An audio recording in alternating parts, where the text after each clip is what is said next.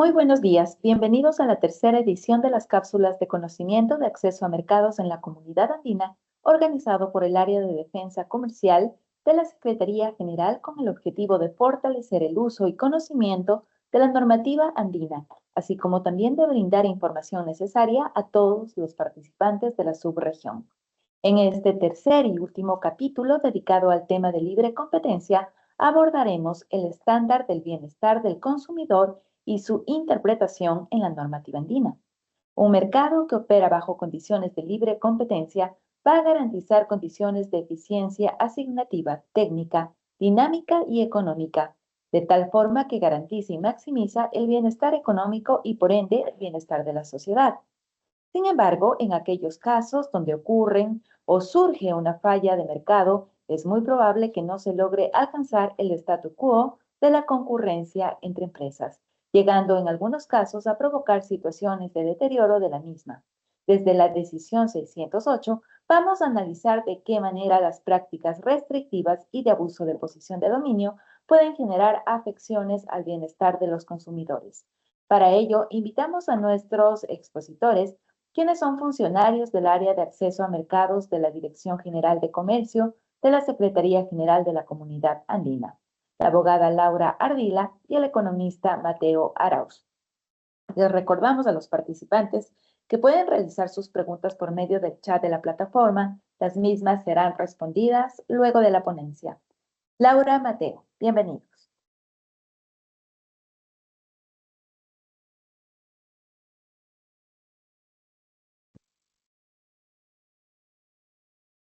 Bueno, primero que nada, muy buenos días con todos. Gracias, Alexandra, por el enlace. Me llamo Mateo Arauz, yo soy funcionario de la Secretaría General y hoy día vamos a hablar sobre un tema que nos apasiona bastante aquí en la Secretaría, que es libre competencia y la relación con el bienestar del consumidor. Bien, sí. Bueno, algunas consideraciones iniciales, ¿no? Primero que nada, estas presentaciones van a estar subidas en formato de video, ¿no? En nuestras redes sociales. Entonces, nuevamente los invitamos a que nos puedan seguir para que puedan estar informados y conectados no solo con las presentaciones que se han realizado durante estas últimas tres sesiones, sino también con las próximas a realizar, ¿no? Esta es una iniciativa que tenemos desde la Secretaría para informar y hacer conocer a los ciudadanos andinos, a los empresarios, a los gremios y hasta los actores que están involucrados, tal vez de alguna u otra forma más estrictamente con estos temas, a que conozcan algo más sobre estos mecanismos, ¿no? Es un poquito de aportes de conocimiento que nosotros damos. Entonces, el día de hoy, como ya les habíamos mencionado, vamos a abordar el tema de el bienestar del consumidor, ¿sí? Empecemos con un elemento importante que es entender que durante las investigaciones por casos de presuntas prácticas de libre competencia, existen tres elementos importantes a considerar. El mercado relevante, que es justamente dentro de las fases iniciales donde se determina para ver si existe o no poder de mercado, los aspectos de los efectos reales de la práctica y sobre todo los efectos de estas prácticas en el bienestar del consumidor, que es el punto en el cual nosotros vamos a abordar el día de hoy. Pero para poder hablar sobre el bienestar del consumidor en la actualidad, es importante hacer un poco de revisión histórica de cómo se han sentado las bases de este bienestar del consumidor, ¿sí? Y empecemos hablando sobre el padre de la economía, el señor Adam Smith, que en 1776, en un compilado de libros que hace sobre una investigación de la naturaleza y causas de la riqueza de las naciones, comienza a dar las primeras aproximaciones a el concepto del bienestar del consumidor, pero no del bienestar del consumidor como tal, sino del bienestar social, que es un agregado mayor que el bienestar del consumidor, donde él hace mención a cinco aspectos muy importantes que determinan justamente el desarrollo social y la riqueza de una nación, que serían la división del trabajo, la mano invisible, el valor de uso y el valor de cambio, la acumulación de capital y el sistema de precios y de mercado. ¿Por qué es importante hablar de cada uno de estos aspectos y su relación con el bienestar? En el contexto del bienestar del consumidor, hay que entender que la división del trabajo provoca aumentos en la eficiencia y en la producción de bienes. Y con este aumento de eficiencia en la producción de bienes, a la larga o en el largo plazo, pueden generarse reducciones de costos. Estos costos van a verse traducidos en precios muchas veces más bajos para el mercado y esto va a beneficiar a los consumidores, ¿no? La división del trabajo, según lo que argumenta el señor Smith, es bastante importante porque en la medida en la cual se pueda diversificar la cadena de trabajo, esto puede dar acceso a que se puedan formular mayores bienes de consumo. Y sabemos que mientras la canasta de bienes de consumo sea mayor, la satisfacción que esto va a generar para la sociedad tiende a ser siempre mayor. Por el otro lado, también tenemos el punto número dos, que es el tema de la mano invisible, ¿no? Este famoso concepto que escuchamos bastante de la mano invisible que mueve las fuerzas del mercado. La mano invisible no es nada más que la idea concreta de que los agentes económicos, el agente económico percibe sus propios incentivos.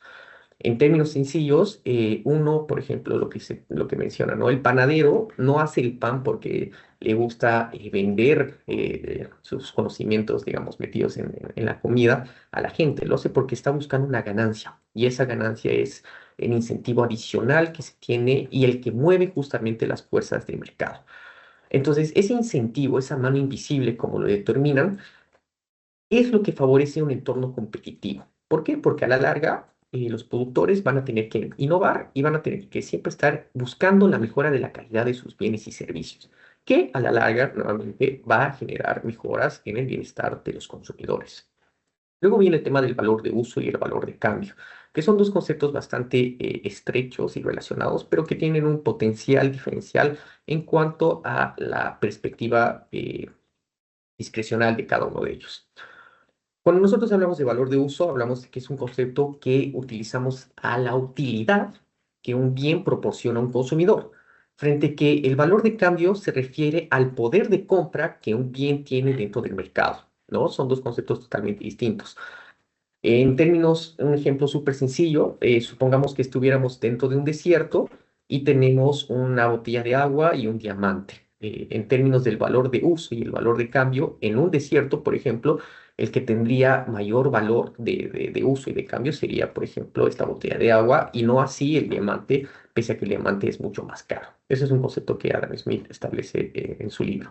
Y el último y el más relevante para este tema es el de los precios y los mercados. Sabemos que los precios en un mercado libre son determinados por la oferta y la demanda, los cuales son influidos por las preferencias de los consumidores, ¿no? Y estos precios, al final del día, no son nada más que señales.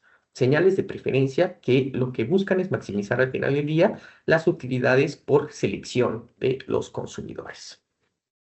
Luego tenemos el año 1906, el señor llamado Wilfredo Pareto, que viene con el Manual de Política Económica, donde él hace la primera aproximación desde un punto de vista de asignaciones de los bienes al concepto del óptimo de Pareto. ¿Sí? En términos sencillos, lo que dice el óptimo de Pareto es de que la máxima prosperidad común se obtiene cuando ninguna persona puede aumentar su bienestar en un intercambio sin perjudicar a otra, ¿no?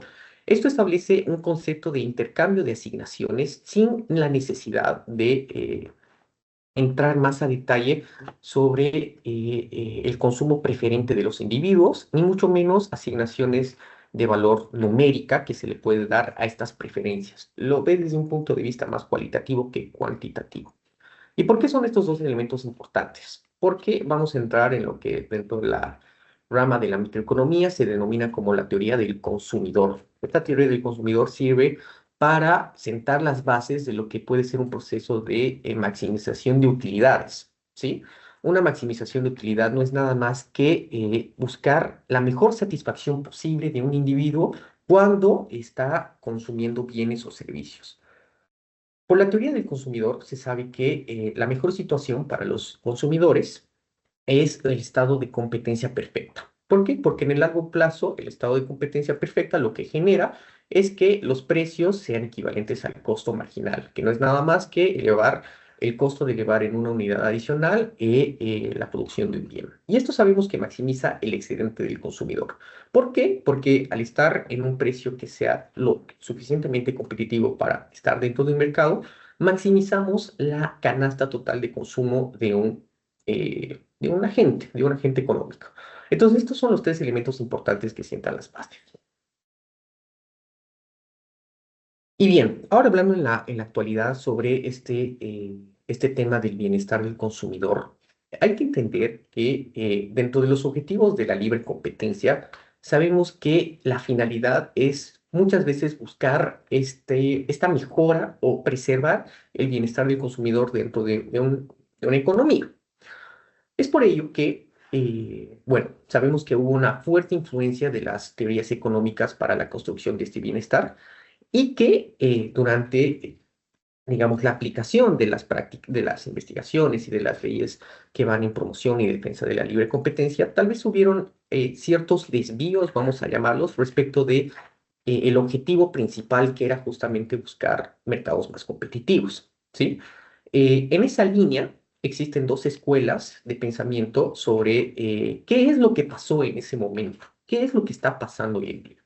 Y la escuela clásica, que es la escuela que justamente ha formulado la mayor parte de las construcciones teóricas para hablar sobre el derecho de la libre competencia, desde un aspecto económico, claro. Mencionan que hoy en día el problema es de que para las agencias de competencia, ¿sí? Es necesario que se cuenten con nuevas herramientas económicas como ellos lo dicen, modernas, que puedan satisfacer y que puedan cumplir ahora con todos aquellos roles y necesidades que se necesitan para poder llevar a casos que, como entendemos, tienden a ser cada vez más complejos, ¿no? Pasando de los mercados tradicionales a lo que ahora van a ser los mercados digitales. Y por el otro lado, tenemos la escuela progresista neobrandesiana, que tiene una reforma algo más radical. Ellos, digamos, justamente son la contraparte de la escuela clásica porque argumentan que la valoración económica muchas veces solo se centra en hablar sobre temas numéricos, ¿no? Y muchas veces estos temas numéricos hablan sobre precios y cantidades, que es lo que usualmente se ve dentro de la teoría económica, pero no contempla una dimensión alternativa de cuáles pueden ser en realidad aquellos efectos de las prácticas anticompetitivas que pueden estar distorsionando un mercado, ¿sí? Es, por ejemplo, el tema de la calidad, temas de barreras de entrada, temas de retraso en la innovación y seguridad. Entonces, bajo la lógica de la escuela progresista, lo que se argumenta es de que al final del día, la teoría de la libre competencia hoy en día eh, no aproxima y no tiende a corregir estos problemas, estos errores que según ellos hay. Muy bien. Aquí me gustaría hablar sobre un tema de cuáles son las nuevas perspectivas de la política de competencia. Sí, hay organizaciones como, por ejemplo, la ICM, que es la International Competition Network, que justamente se encargan de abordar los análisis institucionales respecto a estas políticas de competencia que se dan por las agencias en toda la región. ¿Sí? La ICM no es nada más que una organización internacional, aglutina alrededor de 140 autoridades y fue fundada en 2001. Y en este aspecto, la ICN siempre está, digamos, en la búsqueda de, de tratar de entender cuál es la perspectiva y la óptica que tienen sobre algunos aspectos relacionados a esta libre competencia, como lo son el bienestar del consumidor. Es por eso que ellos sacan reportes, muchas veces sacan, no interpretaciones, reportes y análisis sobre cómo les está yendo justamente estas agencias de libre competencia y cuál es el futuro al cual ellos están apuntando. A mí me gustaría hablar específicamente del reporte del 2007, donde hacen una mención sobre temas de bienestar del consumidor y el bienestar social. Y me gustaría hablar porque ellos hacen la siguiente pregunta a estas agencias de la competencia. La pregunta es, ¿cuáles son los objetivos de las reglas de conducta unilateral, además de asegurar un proceso competitivo efectivo? Entonces, dentro de los conglomerados de las agencias que han dado respuesta, digamos que se pueden situar en cinco bloques, ¿no? De estas agencias que fueron encuestadas. Hay un bloque que dice que el objetivo primordial es el de promover el bienestar del consumidor y el bienestar social. Otro bloque de agencias dice que es importante promover el desarrollo económico para el beneficio de los consumidores. Otro bloque menciona que los mercados tienen que trabajar mejor, de mejor forma para los consumidores. Es importante también proteger los intereses de los consumidores, es el cuarto bloque. Y el quinto, el de reforzar el rol de la propiedad y la protección de los consumidores. Pero bien, aquí me quiero quedar en este punto sobre el rol de la política de competencia. ¿Cuál debería ser el rol de la política de competencia, más allá de cuál sea la jurisdicción en la cual se aplica? Son algunos de los puntos a seguir. Primero, promover las eficiencias de mercado. Las eficiencias de mercado se basan en aquellos elementos intrínsecos que son necesarios para que haya el correcto funcionamiento de la oferta y de la demanda. Es por eso que en algún momento ya se mencionó al inicio de la eficiencia asignativa, la eficiencia técnica, la eficiencia dinámica, que son bases y fundamentales para asegurar un proceso de competencia. Otro de los elementos son los precios justos para los segmentos de la población con mayor sensibilidad por prácticas abusivas. No es lo mismo que, por ejemplo, supongamos que existe un cártel, un abuso de posición de dominio y en cualquiera de las dos formas se haya aplicado un incremento de precios. Es claro que va a haber un segmento de la población que va a ser más sensible a estos cambios de los precios. Entonces, una buena política de competencia debería buscar proteger justamente a esos segmentos de la población que no pueden estar o no tienen las herramientas económicas, vamos a decir, suficientes o las finanzas suficientes como para poder agarrar y hacer frente a este tipo de problemas. Por otro lado, también tenemos que un rol de política de competencia debería asegurar condiciones equitativas para las pequeñas y medianas empresas, especialmente en la subregión donde es la cuna de las empresas emergentes y de las MIPYMES, ¿no? Y en ese aspecto también promover equidad e igualdad. Y por último, pero no menos importante, el de adaptarse a los nuevos desafíos de la sociedad. Hoy en día, los mercados tradicionales, si bien siguen siendo recurrentes las prácticas anticompetitivas, pero también hay que entender que hay ciertos temas que están, digamos, redundando mucho más fuerte, como puede ser el tema de la política de género, la inteligencia artificial, que hoy en día sabemos que nos ha inundado a todos, y el tema de las plataformas digitales, que igual rompen mucho con el paradigma de lo que se entendía cuantitativamente como análisis económico, ¿no? Hoy en día tenemos que hacer un análisis un poquito más diversificado y un poquito más abierto, entender justamente cuáles han sido las deficiencias que se tuvo en el análisis clásico y poder readaptarlas para los nuevos desafíos que vienen dentro del mercado. Eh, bueno, a partir de ahora le voy a ceder la palabra a mi compañera Laura Ardila, que les va a hablar un poquito más sobre el tema. Muchas gracias. Siguiente slide. Perfecto. Bueno, habiendo escuchado esto, nos damos cuenta que el bienestar del consumidor puede significar muchas cosas para diferentes personas. Y en ese orden de ideas, el ICN nos ha quedado corto en continuar profundizando en el tema de definir o verificar si efectivamente cómo se puede aplicar esto para muchas autoridades en el mundo. En ese orden de ideas, el ICN en el 2010 nuevamente sacó un reporte, esta vez mucho más enfocado, en el que busca definir cómo se aplica el bienestar del consumidor y cómo es entendido para las agencias de competencia en el mundo. Este reporte tiene bastantes puntos importantes, entre ellos encuestas en las cuales se derivaron preguntas básicas como ¿se encuentra dentro del objetivo de las agencias el bienestar del consumidor? ¿Hay una referencia directa o indirecta al mismo? La cuestión de si se pueden calcular los efectos sobre el bienestar de los consumidores, ya sea a nivel individual o a nivel agregado. Y esto, ¿cómo puede analizarse si es de manera cuantitativa o de manera cualitativa? Lo que nos puede dar este reporte son una serie de conclusiones que vamos a examinar a continuación. Siguiente slide, por favor. Perfecto. Lo primero es que hay unas conclusiones globales. Entre esas, se puede destacar que, en efecto, podemos identificar que dentro de las normas de competencia, muchas de ellas, sus principios, tienen como objetivo el bienestar del consumidor. Es decir, ya sea en los considerandos o en su artículo primero, hay una mención específica al bienestar del consumidor en estricto sentido. Sin embargo, en otras hay múltiples objetivos a los que atiende la ley de competencia y entre esos múltiples encontramos que se halla el bienestar del consumidor. Esto varía dependiendo de algunos países y también de la evolución o antigüedad de las agencias de competencia. Ahora, algo importante, ¿hay una mención directa o indirecta del bienestar del consumidor en la ley o en los considerandos? En efecto, los encuestados siguen estando en una paridad entre lo directo y lo indirecto. ¿Cuál es la diferencia? De manera indirecta podríamos decir que algunos textos de los artículos de las normas de competencia en el mundo podrían incidir que lo que se busca es la eficiencia y por ende el bienestar de los consumidores. de una manera casi subsidiaria. Y en otras, sí, efectivamente, se busca que directamente se proteja, pero que también se busque la promoción desde la abogacía de la competencia por el bienestar de los consumidores.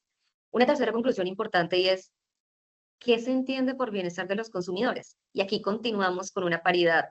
Este informe global nos dice que no hay una definición clara. Es decir, todas las agencias entienden multifactores que podrían representar lo que es el bienestar del consumidor. Sin embargo, ninguno tiene una respuesta concisa, por lo cual podríamos decir que todavía hay ambigüedad en el término, la definición del bienestar del consumidor y que este se va a determinar de manera individual. Es decir, caso por caso, la agencia se encargará de determinar qué se va a entender por este concepto.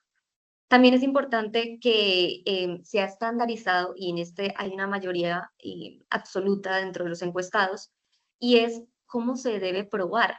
Entonces, ¿cómo analizamos el bienestar del consumidor a partir de la evidencia?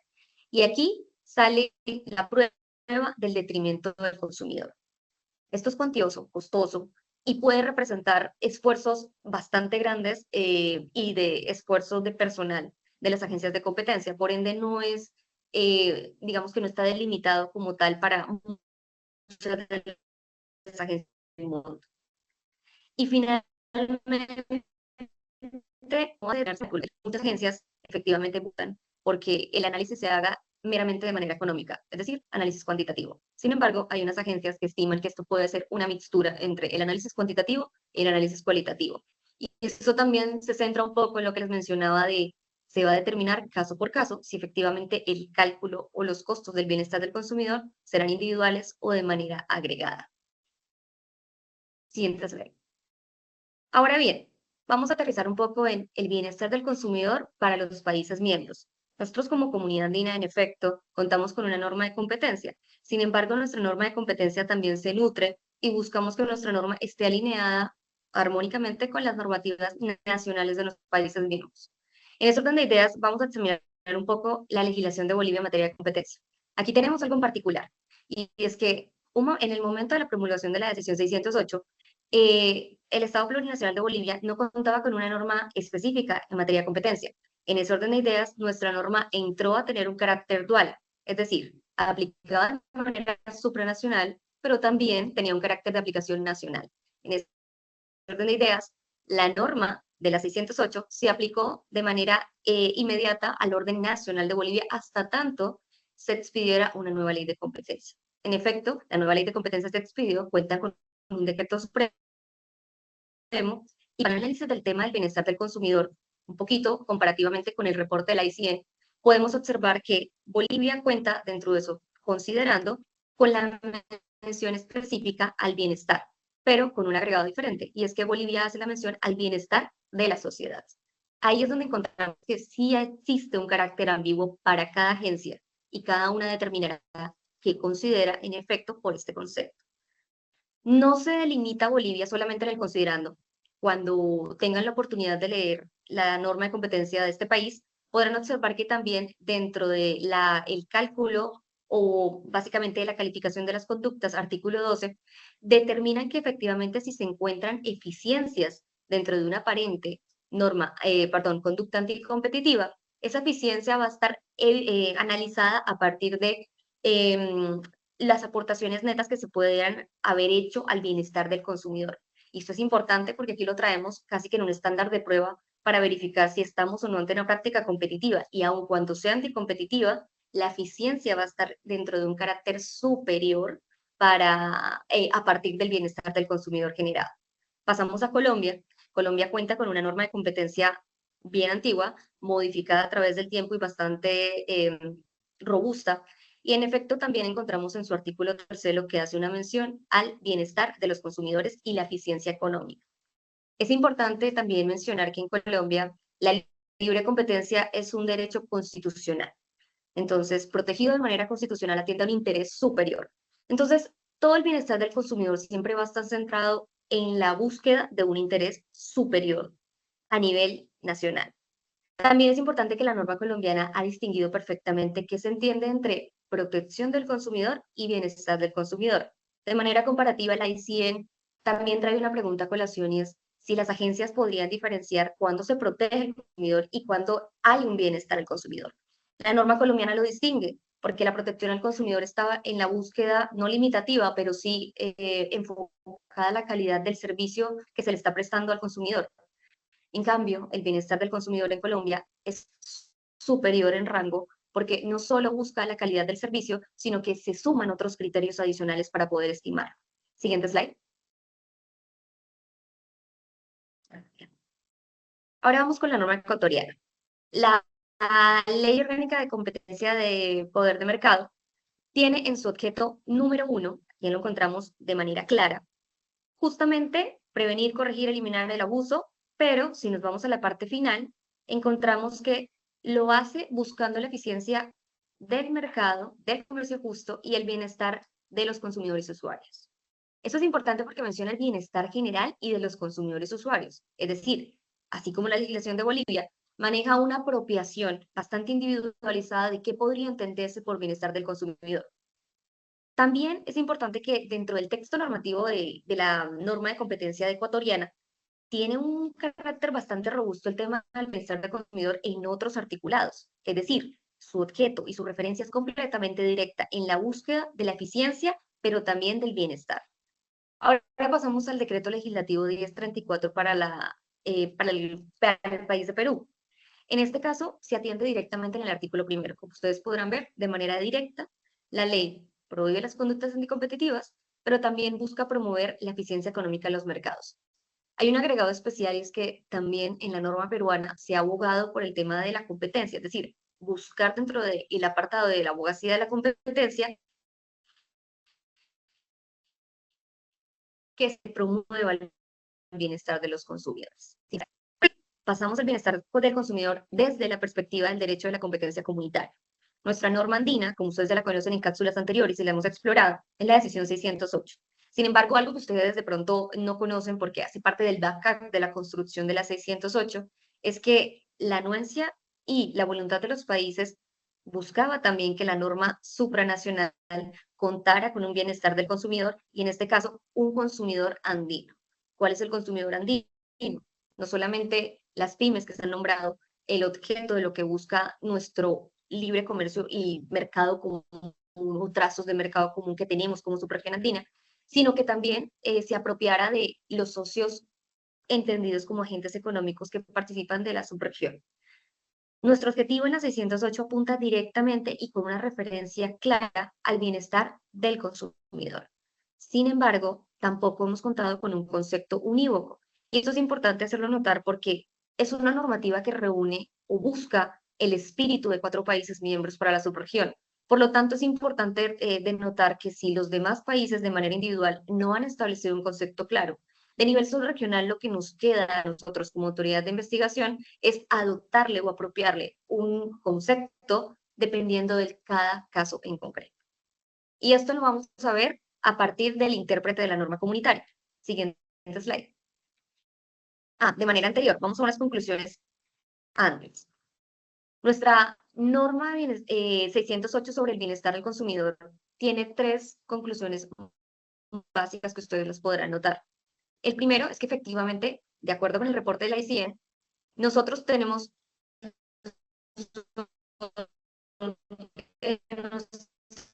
objetivo que nos podemos dar la eficiencia de los consumidores como parte del bienestar de al consumidor.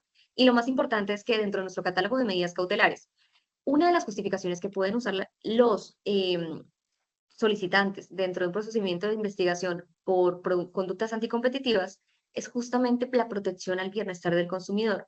Entonces, cabe como justificante, pero también como argumento que puede tomar la autoridad de investigación para la adopción o no de una medida cautelar. Es decir, no solo el periculum in mora, sino también el efecto que puede causar en el bienestar del consumidor. Ahora sí, pasamos a la siguiente slide. Respecto al intérprete de la norma.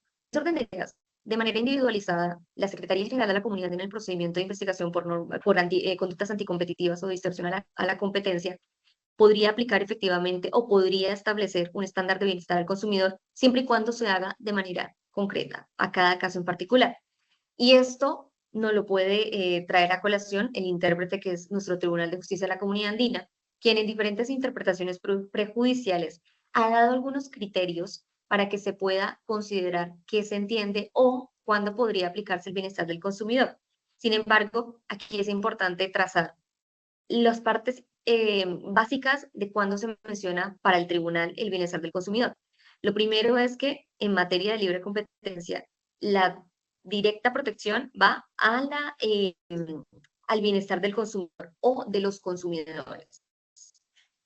Siguiendo con ello, también el tribunal ha sido muy enfático en indicar que no solamente existe la decisión 608 como mecanismo de protección en materia de investigación, es decir, una vez sancionado, la sanción podría venir o no de acuerdo a una afectación o no al bienestar del consumidor, sino que faculta como tal a la autoridad de investigación, en este caso la Secretaría, para que de manera preventiva, para corregir cualquier distorsión o practicar el mercado, aplique o verifique si efectivamente hay o no una afectación al bienestar del consumidor. Esto podría entenderse como una especie de abogacía de la competencia en cabeza de la Secretaría General. Y finalmente, y más importante, nuestra guía siempre será que cada caso en concreto podrá atribuirle una definición al estándar del bienestar del consumidor. En ese orden de ideas, el tribunal ha sido muy claro, porque obedecer a un concepto en específico podría traer dificultades en la práctica, teniendo en cuenta que esto podría catalogarse como un precedente, y ningún caso tiene consideraciones similares. Entonces, para nosotros, desde la 608, lo más importante ha sido traer a colación todas estas herramientas de soft law no vinculantes, pero en efecto que generan una guía orientativa, como son los de la ICN, los reportes y las encuestas, que nos permiten establecer si nuestra norma adopta las mejores prácticas internacionales en materia de libre competencia. Y luego de ello, verificar directamente con el intérprete de la norma cuál es la orientación que nos guía para efectivamente aplicarla en materia de investigaciones por libre competencia. En ese orden de ideas, atendemos cualquier consulta. Por lo pronto, terminamos.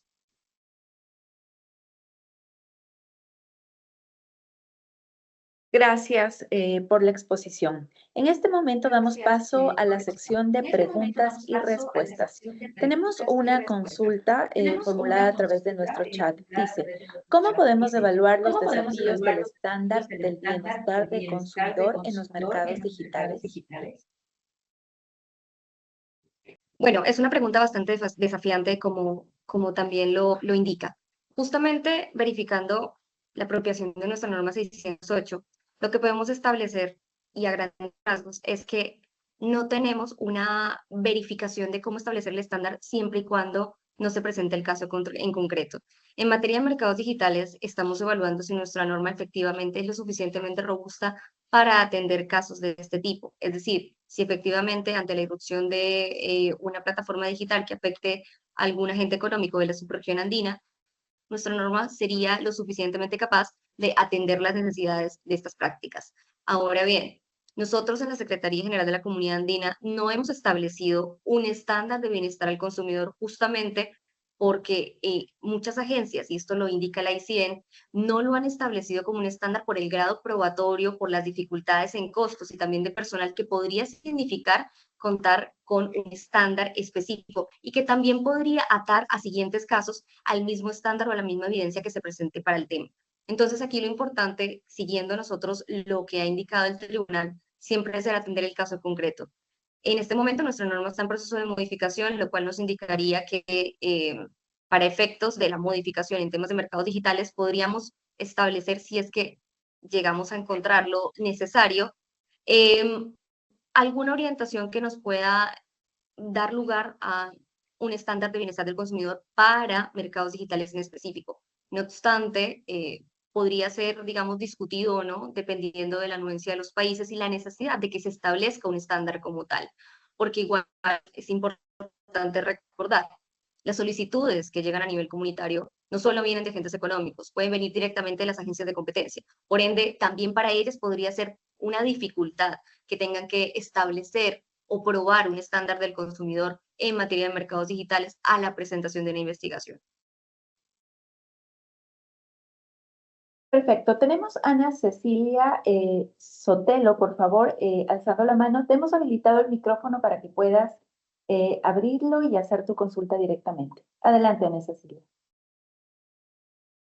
Disculpen, ¿ahora sí me escuchan? Disculpe, buenos días. Sí, Disculpe, sí, lo escuchamos disculpen, ahí, era la Ana pregunta que Cecilia. escribí y era justamente eso porque, bueno, yo soy especialista básicamente en marcas y patentes y más en patentes que en marcas, que me fascina el tema de patentes y yo he visto que y he hecho mi tesis sobre el tema del manual andino de patentes y este manual, según he hablado con varios de los especialistas, los examinadores de patentes de la CAN y también con los redactores que son mexicanos, ¿no?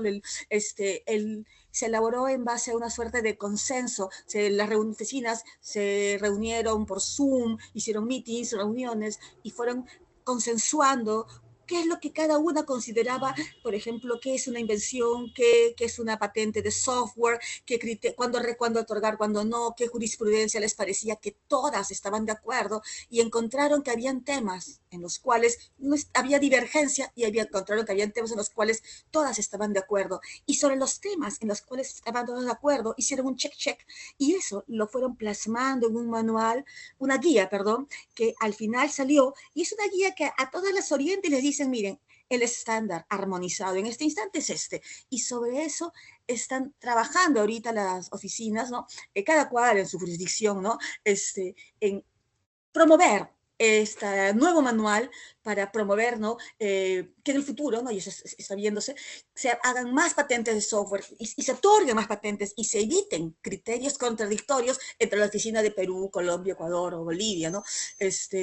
Y yo pregunto, ¿se podría tal vez pensar en este sistema no vinculante, como ha expresado la doctora Ardila hace 2 minutos, ¿no? Un soft law que sea armonizado, consensuado, democrático en el mayor sentido de la palabra, para trabajar hacia lo mismo, la protección del consumidor y elaborar en el futuro un criterio que a todas más elaborado quizás. No sé qué opinan, disculpen. Gracias. Esa es mi pregunta.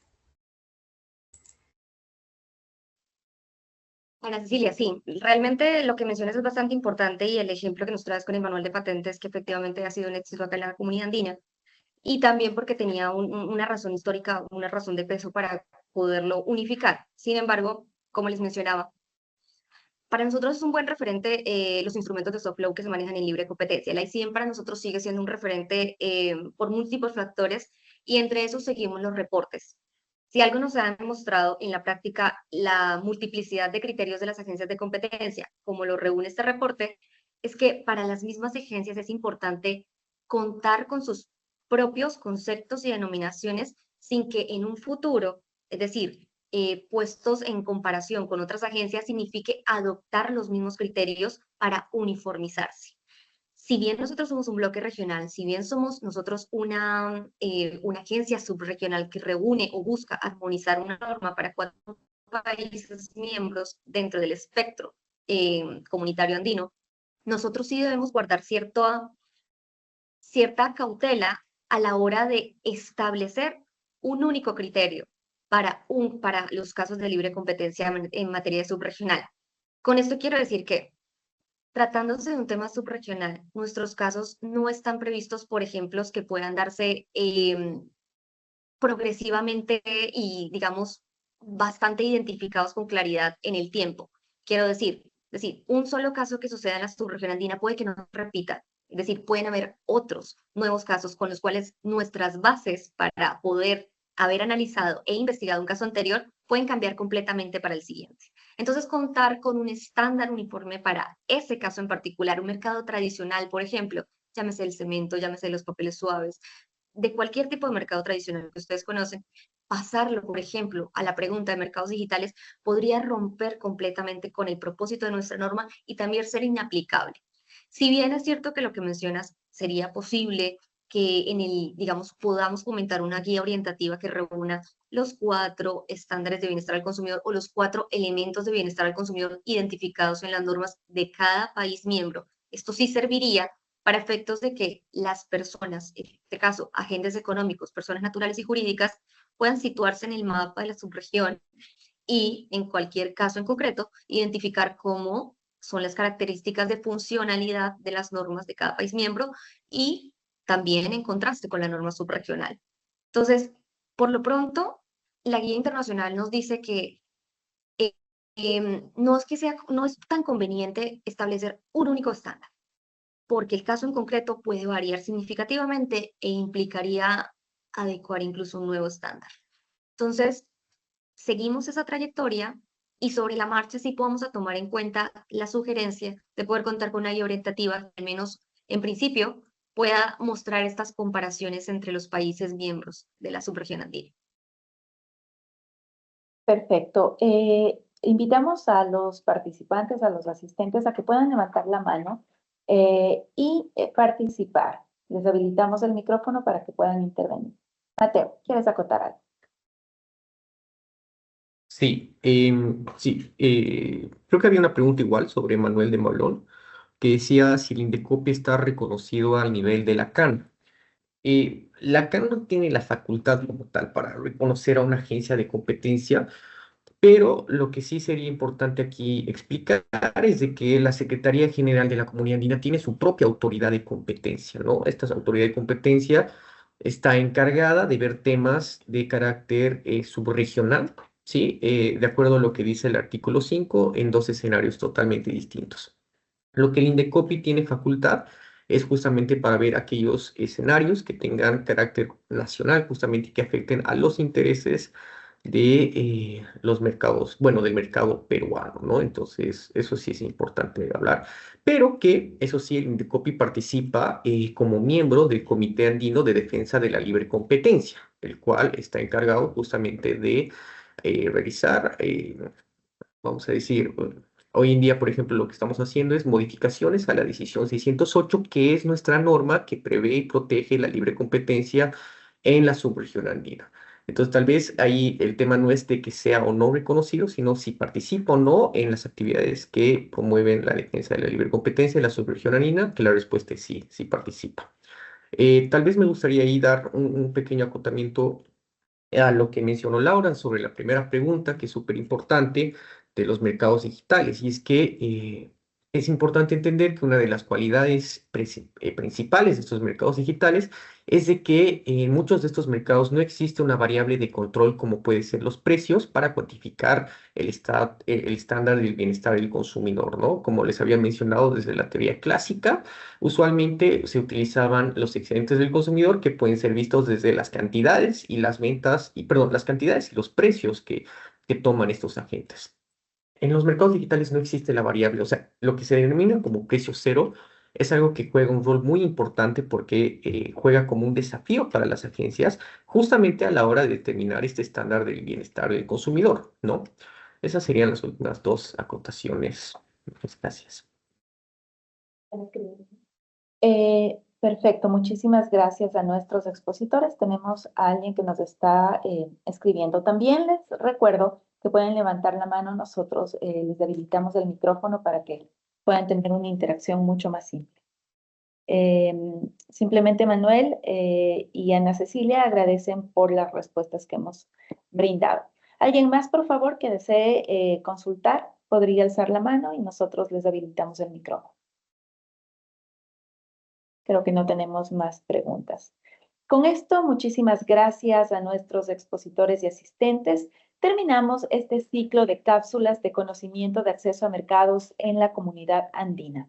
Sin más, nos despedimos de ustedes invitándoles a revisar la página web de la comunidad andina, en donde podrán encontrar más información de las actividades que desarrollamos. Muy buenos días.